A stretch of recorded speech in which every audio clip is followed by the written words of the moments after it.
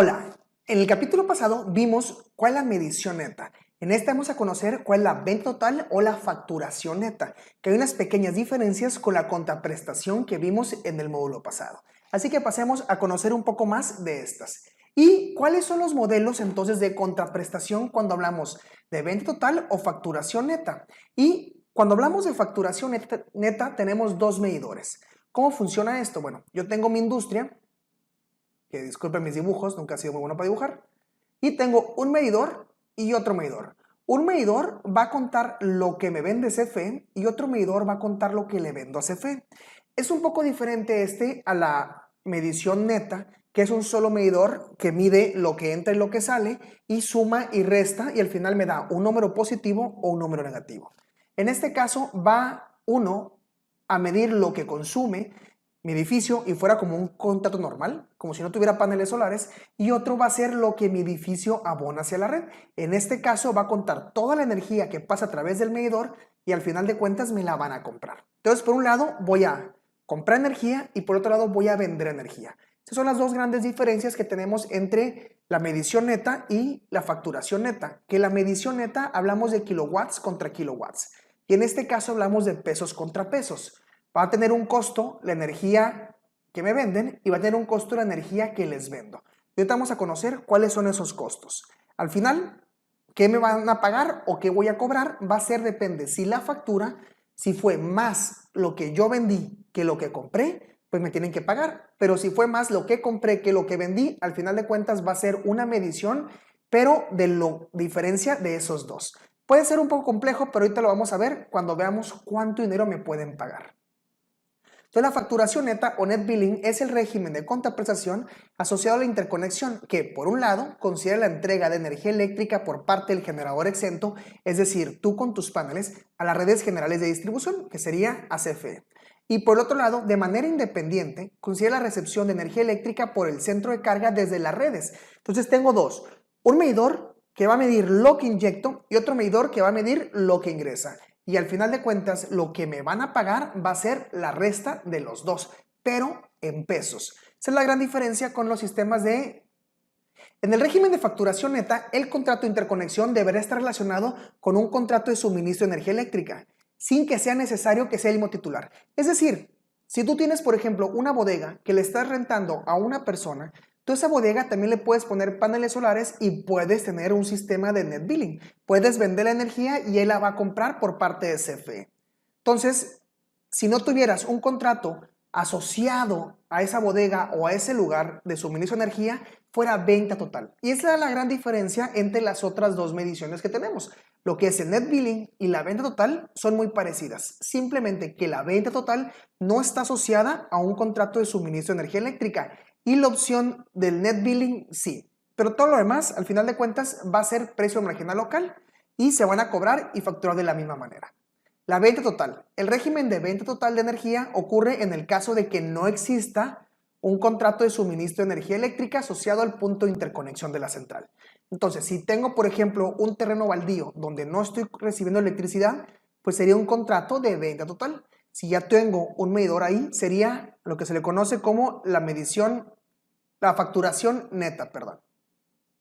Y en la venta total se vende el 100% de la energía. ¿Y cómo se va a vender? Pues va a ser la suma de la energía entregada en el horario que esté entregando por el precio marginal local en el horario que lo estoy entregando. Entonces va a depender mucho cuánto me van a pagar por la energía a la hora que la estoy entregando. Y eso es un poquito como la oferta y demanda.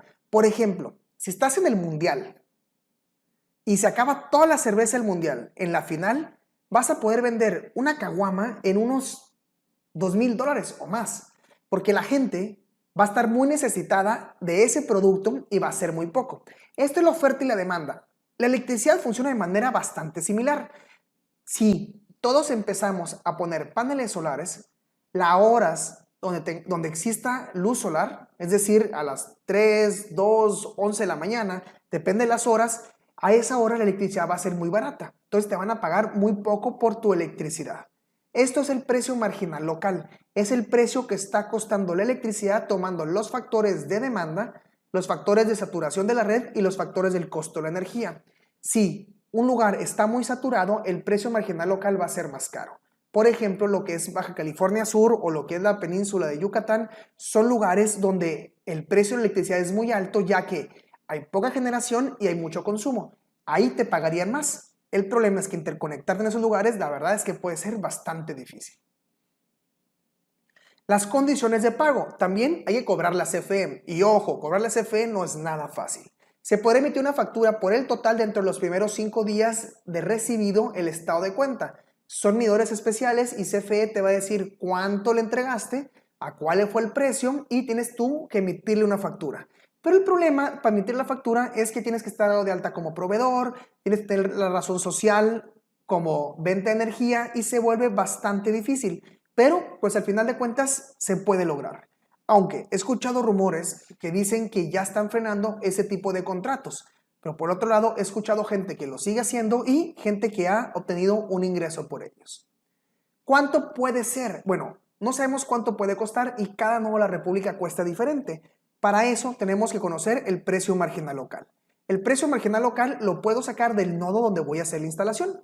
Entonces tengo que buscar en los mapas de CFE cuál es el nodo que está suministrando energía al sitio de instalación y a partir de eso voy a poder sacar entonces el costo. Y los precios me los va a dar el SENASA a través del megawatts hora. Te van a dar archivos que van a ser por cada mes, los primeros 15 días y los últimos 15 días. Son archivos bastante pesados que tienes que procesar por nodo. En este caso yo hice la tarea de procesar el nodo de donde yo vivo, que es Hermosillo. Sacamos para enero, en cada una de las horas, febrero, marzo, pero por ejemplo a estas horas no hay energía solar ni a estas tampoco. Entonces yo quiero más o menos como de 7 a 6 de la tarde. Esas son las horas en las que yo voy a estar produciendo energía solar. Pero ¿cuánto voy a producir a esas horas? Bueno, tengo que sacar a través de las gráficas solares cuál es la cantidad de generación que yo tengo a través de las horas. Yo sé que en enero del 100% de sol, de 6 a 7 hay menos del 1. Por ejemplo, las 11, 12, 1, 2, ahí donde se concentra la mayor cantidad de energía. Y conforme el sol se va moviendo, también voy distribuyendo estos porcentajes a través de los días del año.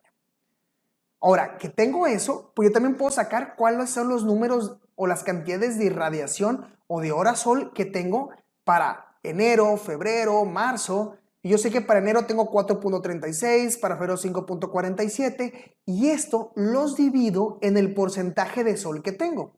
Por ejemplo, si acá yo sé que yo tenía un 13% o casi 14%, pues va a ser acá el 14% de 4.36. Y así ya puedo saber cuáles son la cantidad de horas sol que yo tengo respectivo a cada hora del día. Y después veo la generación que voy a tener para el tamaño de mi sistema.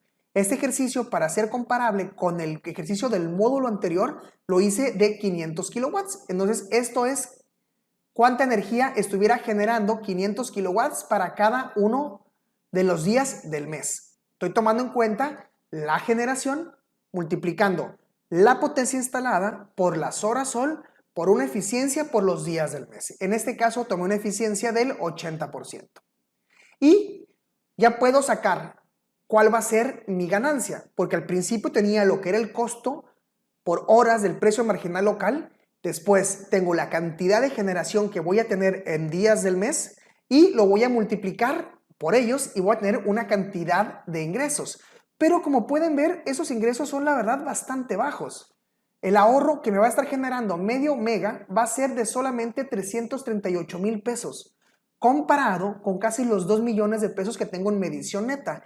Y esto pues ha cambiado drásticamente con los años.